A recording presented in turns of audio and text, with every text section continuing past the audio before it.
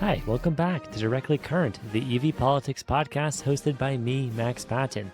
I hope you had a great Thanksgiving if you celebrate, and if you had any EV conversations at the family dinner table, well, I hope that went civilly. Here in the US, it's a lame duck season right now, which means the political news is a bit slow in between American presidential administrations, but that gives us here an opportunity to get kind of nerdy with some fundamental EV tech talk with an expert from across the pond. This week, I have the pleasure of speaking with Doron Myersdorf, the CEO of StoreDot. StoreDot is a bleeding-edge Israeli battery startup that's partnered with firms like Volvo, Polestar, and Daimler in a bid to make very rapid charging for EVs a reality, cutting the existing times on the market in half, or so they say. They've demonstrated tech going to charge an EV battery from 10 to 80%, enough for 200 miles of range in just 10 minutes. For the nerds among you, that was a 77 kilowatt hour battery they used, and they claimed it was in a production or near production ready vehicle, aka not in a laboratory with exotic cooling. So StoreDot says its tech is not inconceivable, and it's actually coming to market much sooner than more far-fetched bets like full solid-state batteries, which, well, if you've been following the industry, you've seen have had delay after delay and actually coming into vehicle-ready production. So StoreDot has a lot of big promises, and Doron is a very outspoken guy. I follow him on LinkedIn, and not only does he have lots of thoughts on batteries, but he has lots of really interesting insights as, again, someone from across the pond on the state of US politics, the EV industry, and all of that. So he's a perfect guest for our show, and I hope you enjoy me picking his brain on batteries and battery tech. All right, welcome on to Directly Current, Doron. Thank you for having me. My pleasure. And can you explain for listeners who aren't familiar, StoreDot, obviously your tech is going to be very relevant for suppliers, for people who make vehicles. What is your technology going to enable? So we are changing some key elements in the lithium-ion battery in order to enable it to charge in minutes. This is a very, I'd say, ambitious goal. Many people thought that it's impossible to do, but after about a decade of hard work on the anode, the cathode, the electrolyte, the elements of the battery, about a couple of years ago, we presented the first EV battery that charges in 10 minutes, and it can do it thousands of times. So every time you want to charge your vehicle, you can charge it in minutes. That's our goal. Yeah, and just to specify exactly, right now, I think the leading edge of vehicles, let's say something like in the US, a Lucid Air, a Porsche Taycan, they could go from 10% of their battery to 80% in a little over 15 minutes. Your technology would be another jump over that, right? So there's a lot of, I would say, additional parameters that you need to take into account. So 10% to 80% is an industry standard. But then the question is, how many times you can do this consecutively? And how much do you hurt the battery when you do that? And also, are you giving up on the range or on the energy density once you do that? So in our solution, we actually give you the best energy density in the market, which is roughly 330 watt hour per kilogram or 780 watt hour per liter. This is like really at the high end of what's available out there, or even better, let's say the Tesla and some others. And we do, like I mentioned, thousands of these consecutive extreme fast charge cycles without degradation of the battery. The battery is basically designed to provide the driver an experience that is exactly like fueling, in and out of the charging station in minutes. Not always you need the 10 to 80%. By the way, our technology can actually do it in 5 minutes, but it doesn't really beneficial to over design the battery because the infrastructure of the charging is not such that allows, let's say, a normal sedan to charge really in 5 minutes, because then you need maybe, 700 kilowatt station where you have only 300 best, let's say, Electrify America or EVgo stations. So this is why we designed the 10 minutes. Mm-hmm. Technology is definitely capable to do faster, but there's no need. 10 minutes, 10% to 80, if you can do this every day or every time you need to charge, then basically it really solves the problem of the range anxiety or the charging anxiety. Absolutely. I appreciate the conservatism or the realism, right? Because a lot of these metrics will vary a lot. The reason I, for instance, say 10 to 80%, I know on your website, you guys will say 100 miles, is that, for instance, could vary a lot based off the vehicle's efficiency and many other factors going into that.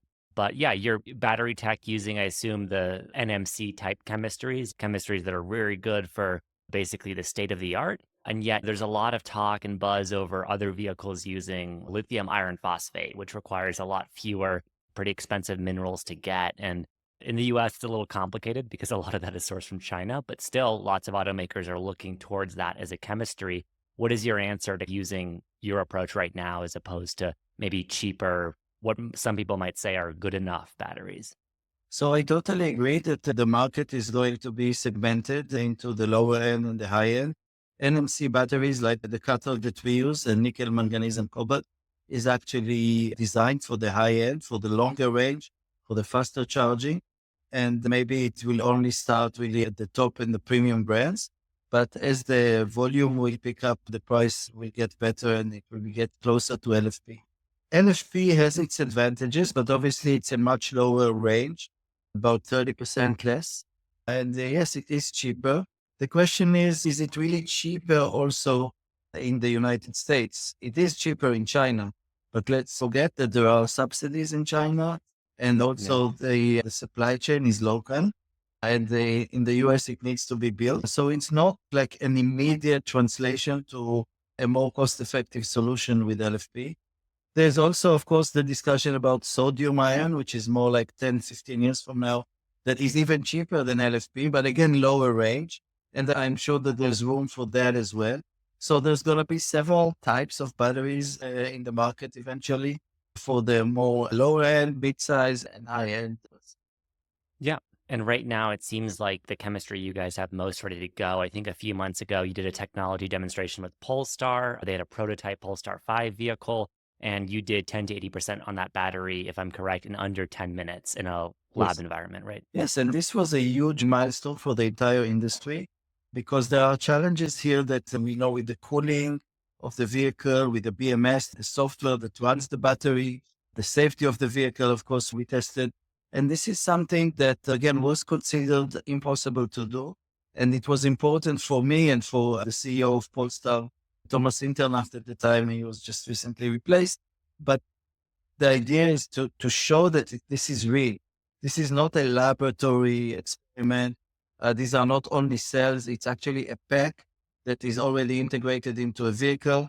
And we hope to launch the first Polestar 5s in around 2027 timeframe that will charge in 10 minutes as a standard. Really, that there's a significant shift in the market towards extreme fast charging.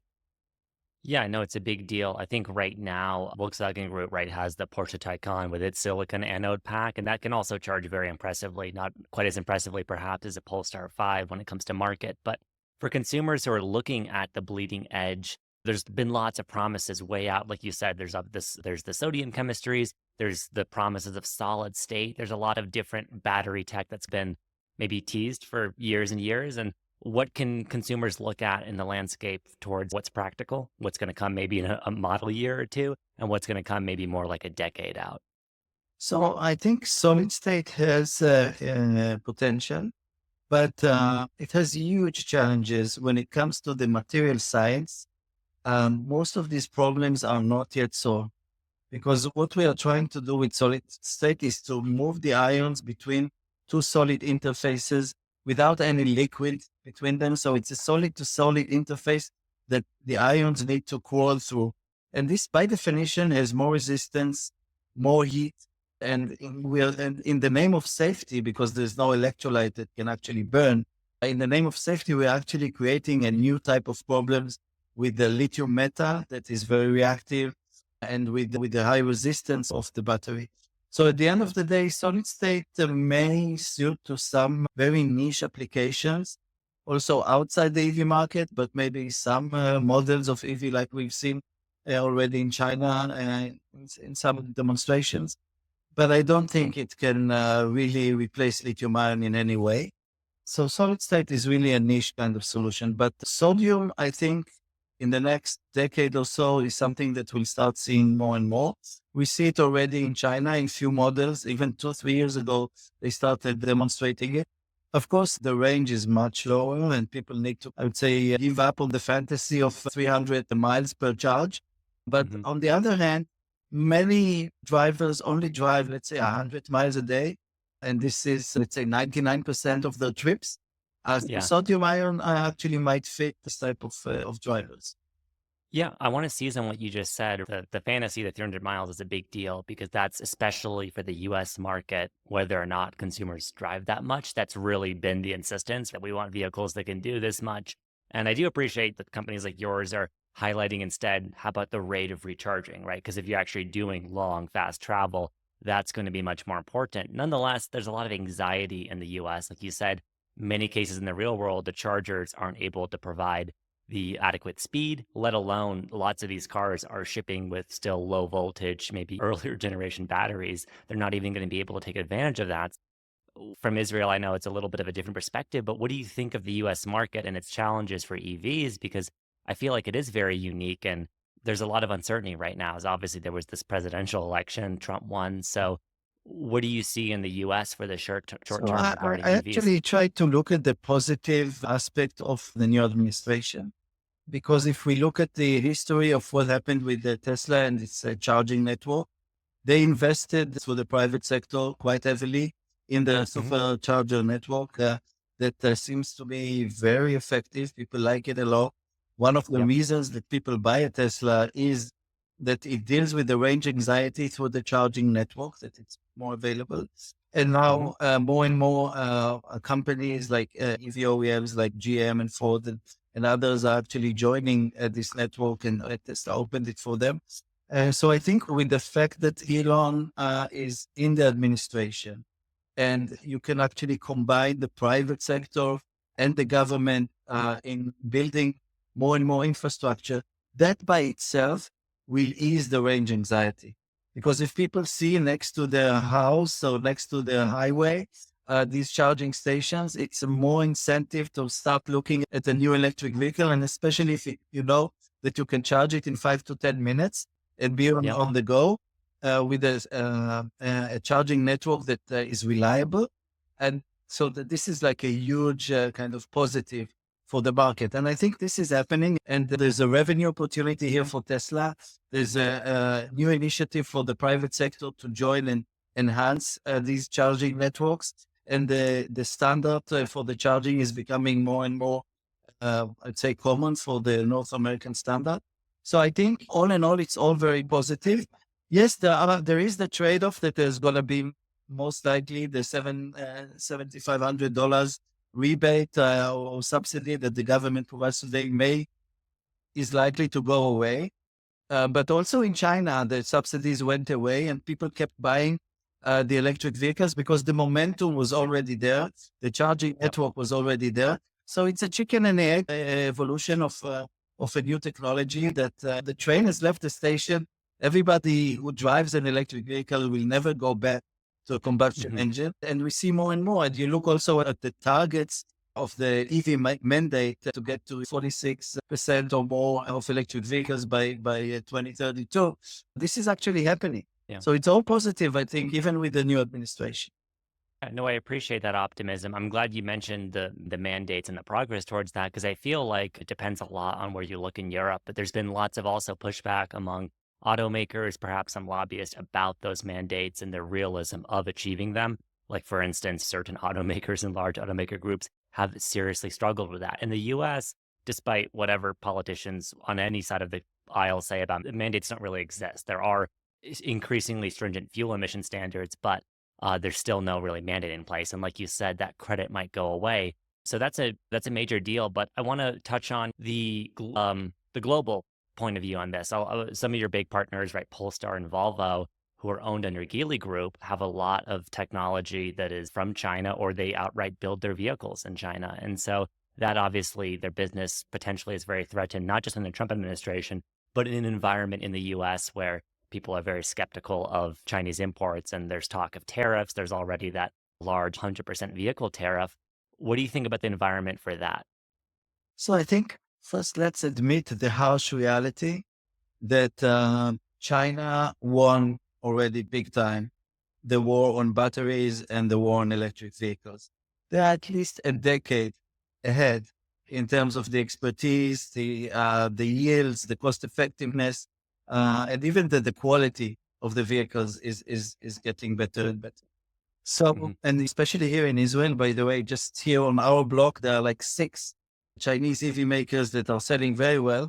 I think half of all new vehicles, electric vehicles that are coming on the road in Israel are from China.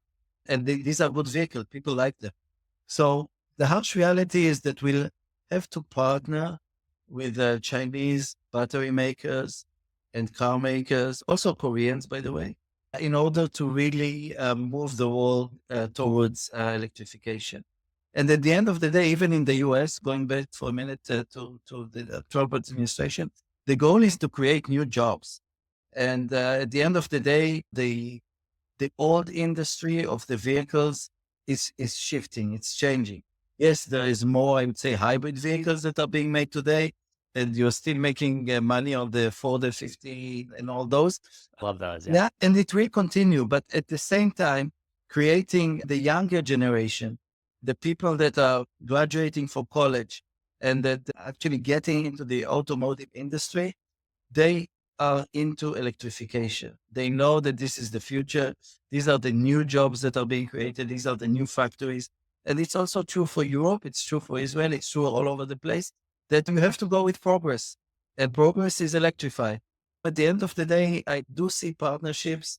And one of the good qualities of Trump, some people will say that he's unpredictable, but he can really make a good deal with China that will be a win for adopting Chinese technology, Chinese batteries, and still creating jobs in the US and still increasing the adoption of electric. Yeah. I want to push back slightly on something you just said. I agree. Obviously, when it comes to scale, you can't dispute that Chinese have really mastered battery production, selling vehicles with profit margins that are doable for very affordable prices. Still, I would argue, and lots of the maybe this is American exceptionalism, but lots of US companies like Rivian and Lucid really are truly, I think, leading on the product. Obviously, Tesla led for a while and still does, I think, in many ways with the software, with the integration, with the charging, even though they may not be using the state of the art cells. So there's a lot of product expertise in the US, and there's a lot of talent on that level. But the manufacturing, the industrial policy, this is something that I had some guests like ex-Tesla Rohan Patel on, and we were talking about the Biden administration making these very big investments in this industrial policy towards let's get American jobs towards building these vehicles.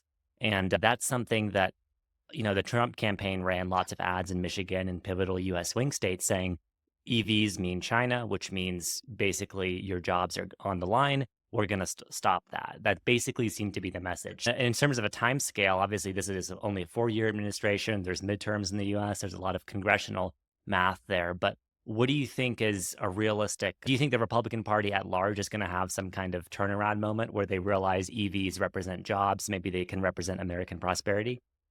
I think many Republicans looking at the business and the business for electric vehicle currently is not so good in the US. Yeah. Even in China, it's difficult to make money on electric vehicle and they are very cost effective on their production. So I think if there is, and actually Elon proved that you can make money. Actually, Tesla makes money on each vehicle that it sells. So I think if Elon will actually have its, let's say, influence within the administration, I think he will be able to swing the opinion of some of the Republicans that are opposing the electric vehicles. And he will actually show them that there is business, there are jobs to be created.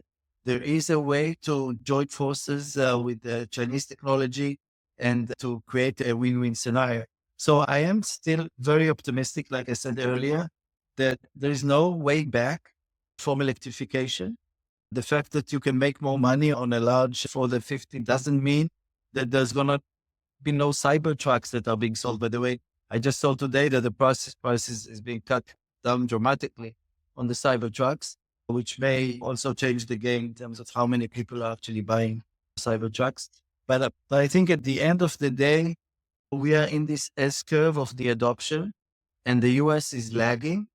And the Trump administration has the potential to gain momentum with the implementation of electric vehicle factories. Yeah, no, the Elon involvement obviously is a big deal there. It is, though, like you said, the US market is on a different kind of adoption curve. The business model for EVs looks very different. Right now, the talk of the moment for especially many of the legacy automakers is that we're actually going to go back to making hybrid vehicles or maybe perhaps plug-in hybrids. And that seems to be a really appealing proposition. Even in China, you have talk of low-cost hybrids. So what do you think is a transitionary element? Obviously, lots of American consumers I talk to are more comfortable with the idea of still being able to use fuel stations, still use the car like they have before. What do you think of the market for hybrids and specifically plug-in hybrids that might use still more tech shared from EVs as a stopgap, especially in markets like the US that are more hesitant to go full BEV? I think it's a natural intermediate solution. There's the electric, there is the ICE, and there is the hybrid. And in this transition, especially that electric is still costly, batteries are still not at the cost where they should be. Let's say when we reach $50 per kilowatt hour, today we are at around 80, let's say with NMC. I'm talking cell level cost. Once we reach that, and that's in few years, then there is no real reason to use hybrids or to develop hybrids. Because at the end of the day, hybrids is a more complex machine. You have both Yeah. engines. You don't really need both engines, but it's a temporary solution because it deals well with the range anxiety and it solves the problem of charging and all that. But like we said, the infrastructure is improving. The cost of the batteries keeps coming down. So no doubt that hybrids is a temporary fix for a problem of crossing this chasm until we reach a fully electrified market. Yeah, for sure. And right now, some firms really are enjoying that in the US. Toyota sells a lot of hybrid vehicles. They also have a lot of, I think, funny disparity between the image of the plug in hybrid, which they market a lot, but they actually don't produce in very large quantities, and the traditional conventional hybrids that really are selling quite well. And I'm sure are in some ways proven technology they know how to make a profit off, even though in some ways it's actually more complex. But looking at the BEVs, the thing I've noticed is batteries in some ways, in many ways, is the new powertrain, right? You have motors and electric propulsion is in some ways commoditized. Obviously, lots of these brands make their own motors, but the batteries really can differentiate these vehicles between the driving range, between the charging. So if you're Daimler, if you're Volvo, if you're Volkswagen, whoever you might be, and you're looking at the technology, do you think it's obvious now that you need to, as the automaker, maybe control the battery to control your product? So if you look at I would say two most successful companies in this EV world is obviously Tesla and BYD. And both of them realized from day one, BYD started as a battery company before it was a vehicle, an electric vehicle. And Tesla from day one joined forces with Panasonic on their technology for the Nevada Gigafactory. So this realization that you need to be fully integrated in order to make money and to cut the middleman and develop your own new technology and also save the cost of the middleman. So I think in that sense, all the OEMs have seen it and have tried to copy. The problem is that if you look at even at Volvo with the joint venture with the Northvolt, it's called Novo, and you look at ACC and you look at PowerCo and you look at some of the joint ventures that GM did with LG and so forth, these are very different models of trying to be vertically integrated. And the reason is that the amount of money that you need to put into a gigafactory is in the billions. And most companies, especially that you don't make money today on electric vehicles, they cannot convince the board or the management to actually invest these billions. And if there's no subsidy from the government, then it just doesn't happen. So we see different models of trying to influence the battery, and there are like groups within, let's say, GM and Ford and Volvo to, I'd say, analyze the battery and optimize it for your needs. But at the end of the day, they will go and purchase it from the partnerships of the production, and they would not own it. Not that they don't want to, they just can't. They Yeah. can't afford it.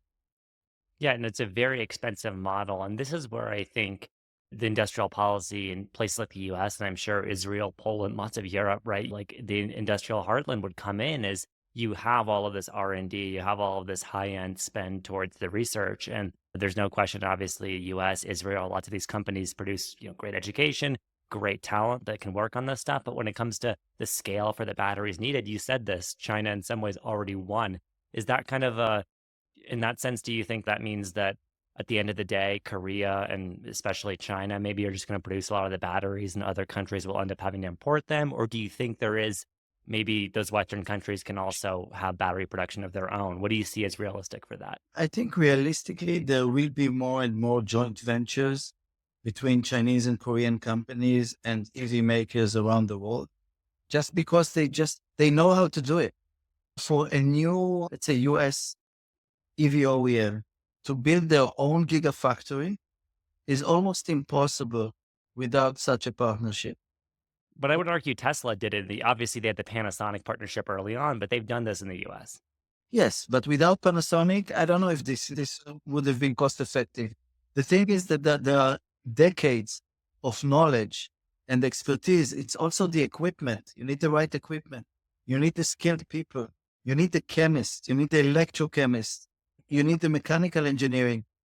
The fact that, we've seen, I've visited many factories in my days in StoreDot, and there are huge differences. Look at, like we mentioned, Northvolt. They can't reach the yields that the competitor from China is doing, not even close. Same for Morrow, same for PowerCore, same for ACC. These are really expertise that takes a decade to build, and they're starting from scratch. That's why I said China already won. Why won't China and Korea? Why won't we face it and build these partnerships that would allow mass adoption of these batteries?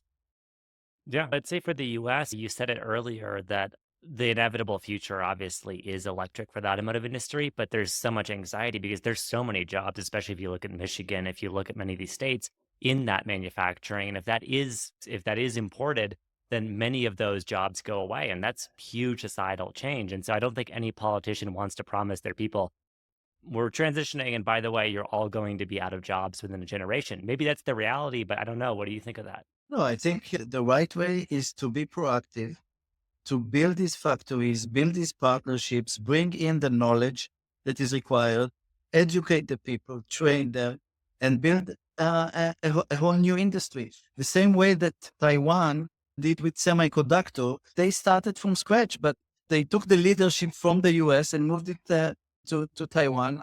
But it took a couple of decades for this to happen. But today, look at Taiwan. They're controlling the world when it comes to semiconductor, especially TSMC. And look what happened to Intel, that they didn't focus on that. And they just tried to replicate what they were doing. So I think at the end of the day, if we look at 10, 20 years down the road, the way for the West to win back is to embrace Eastern technologies from China and Korea and Japan and build those partnerships and build these factories with the Western workforce. I know there was for instance, a large joint venture, I think between Ford and CATL, for instance, that was going to happen. And that was somewhat stalled by tariffs and some other concerns. But right, using the intellectual property and the expertise in LFP, which funnily enough was developed in the US initially, but then perfected, I'd argue, in China, taking that into the US and then building it in a factory, and that was just shut down. Yeah, and that's because the uncertainty of, like you said, the tariffs and how the trade war is going to evolve over the years. There's also the example of LG and the GM that actually share the factories in the US. So I think at the end of the day, this will have to happen. Even it was stalled also because it was not clear how much of demand is going to be in the coming years. But once the demand is there and it's coming, then there's no other way than actually build this capacity and commit it for the EV US players.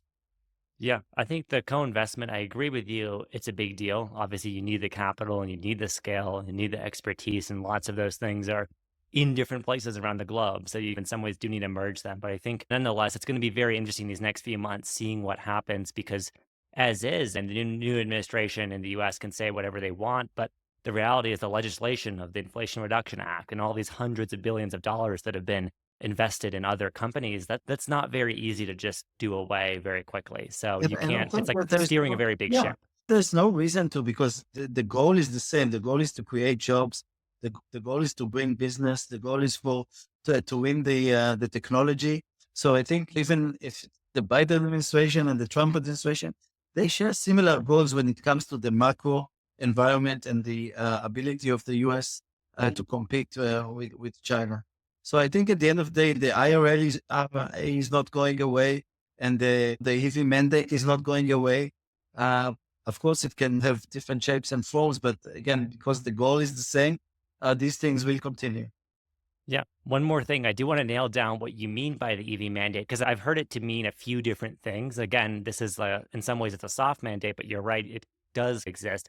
How would you say the EV mandate exists in the US, at least right now? Right now, it's not implemented in the best way because Tesla, that is pure electric, actually gains from meeting all the mandated goals, and they can actually sell their CO2 emission wins to GM and Ford. And at the end of the day, it makes more sense for, let's say, Ford to make the F-150 and pay Tesla for the EV mandate numbers. So today, it's not implemented in an ideal way. But I think the goal is right. The goal is to eventually breathe better air and have a better environment and clean our planet. I know this is not the key Republican message, but at the end of the day, it does create jobs and it does bring progress. And it's a just much better experience to drive an electric vehicle. And I think the Republicans agree with that as well. Yeah, and I'd argue particularly maybe because of the soft EV mandate. If you look at the current crop of combustion vehicles, hybrid or not, in many ways they're pretty compromised. They're remarkable pieces of engineering, but like you said with hybrids, this stuff is getting more and more complicated. It's getting more and more strained, and we're very clearly at the limits of that technology. And then you put someone who's driven a hybrid RAV4 into even like a Volkswagen ID4 or a Mustang Mach-E, or let alone a Chinese EV, they're going to be blown away, I think, by a lot of things. Absolutely. Thank you so much for your time, Doron. I really appreciate it. As a Polestar 2 driver, I'm driving, I think, a very standard LG pack from 2019. Can't say I'm in love with it, but I hope that the future bodes better for technology for charging and range. It's getting better and better, and Polestar is a great car indeed. Lucky you. That's great. Well, love to hear it. And thank you so much for your time. Thank you. All right, that's a wrap on this week of Directly Current. Thank you again to Doron Myersdorf, CEO of StoreDot, for coordinating this interview for us. As you can imagine, time zone situation between the Rocky Mountains in the US and Israel. There's a lot of hours in between there. So this was a fun one to schedule. We got it done. We'll have another episode for you next week, and then we'll be taking a little bit of a hiatus for the rest of December into the new year. But we will return, of course, then with more guests from both the private sector and elected office. We really want to talk to decision makers from all around in the EV scene. So feel free to reach out in the email we have in the show notes if you have any feedback. And then look out for us again next week for our last episode of the year. You can subscribe if you haven't already to Directly Current in your podcast app of choice. And we've got a backlog of, 11 episodes in our feed already that you can listen to if you've missed anything. Still lots of very relevant guests we've got in there. So please enjoy if you haven't. And I hope you have a wonderful return to work, post-Thanksgiving, whatever you want to call this strange week we have in between the holidays. Anyhow, I'll see you next week.